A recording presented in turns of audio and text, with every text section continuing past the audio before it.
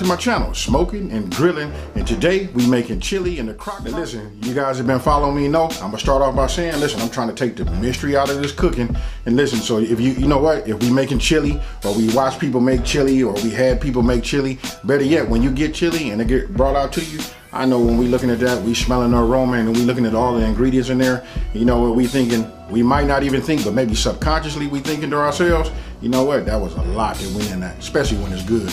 But here in this video, I'm getting ready to show you guys just how easy it is to do. You know what? The main thing is, listen, this is really, really important. What makes cooking hard, and this is for me, and maybe this will help you guys. Listen, I get my bowls, I have my recipe, and I line out all my ingredients, and I dump them in all my bowls. And especially when we're using a crock pot, listen, how easy is that? When you're using a crock pot, you just put the ingredients in, you turn it on for the time it is supposed to cook, and boom, you know, it comes out great. So remember, listen, that's a pro tip. Get all of your ingredients, line them all out, and then when it comes time to start putting them in, you don't have to measure or nothing like that. It'll run smooth like me. So with that being said, you guys, let's go ahead and break right into this video. Okay, getting started, we start off with ground beef. You know, you want to put 2 pounds of ground beef in there. And listen, you want to use the leanest beef that you can find.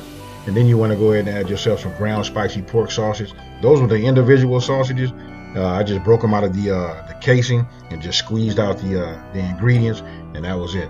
So what you're seeing right here is, listen, you want to keep mixing it. You want to mix your pork and your ground beef together. And then right here we have celery and bell peppers. That's 1 cup each.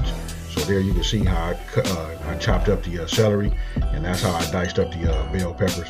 So you know what, this is like a really easy recipe. And one thing I will tell you, you're gonna do a lot of mixing. And that purpose is just to mix the ingredients along with breaking up the meat. So listen, oregano, 2 teaspoons. You can see in the lower left hand corner the ingredients comes up. Then we add basil, and again we're going to do a lot of mixing. So just about after every ingredient you put in there, you want to just go ahead and continue to mix them up. Now we adding an onion. That was 1 cup of a white onion that was diced. And what I did was I just put half in. You know, started mixing again, and then when you got that mixed up thoroughly, then you want to go ahead and add the remaining white onion to your chili mix, and just keep going.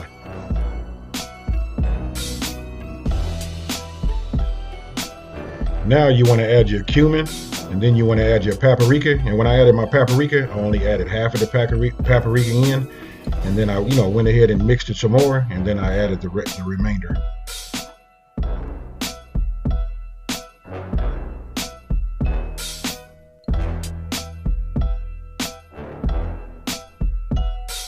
Now once you have all those ingredients mixed, you want to add your brown sugar, and then you want to give it another thorough mix. And then after that, now it's time to add our tomato paste, which would be 2 cans of 6 ounces each. I'm using Hunt's. Hey, Hunt's is the best, you ask me. So go ahead and just add that. And after each can, you want to just like mix it around. And again, listen, you breaking up that meat, so that you don't have those chunks in there. So you want to keep stirring it, mixing the ingredients, and moving forward. Just as a reminder, the full recipe with quantities will be left down in the description box below.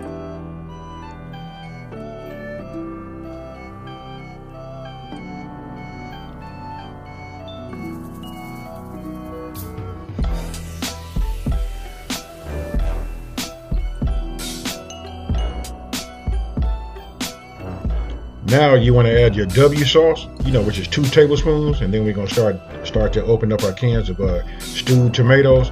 And by now you should be able to have that aroma. It should be like traveling throughout your house already, and we haven't even put no heat to it.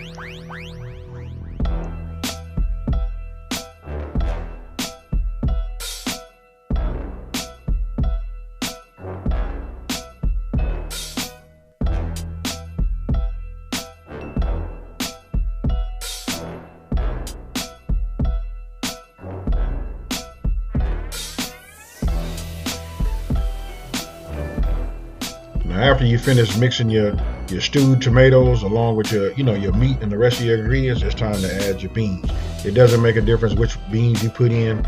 They don't have to be 2 and 2. That just happened to be the way I had mine set up.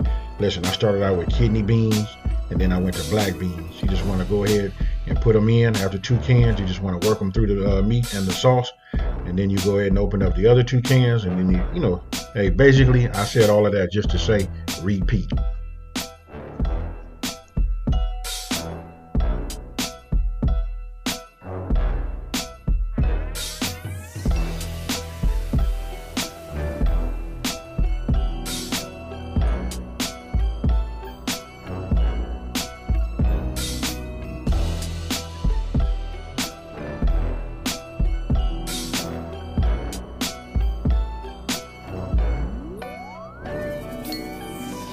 Now after you're done mixing your beans with the rest of your ingredients, you want to go ahead and add 3 bouillon cubes, and these are beef bouillon cubes.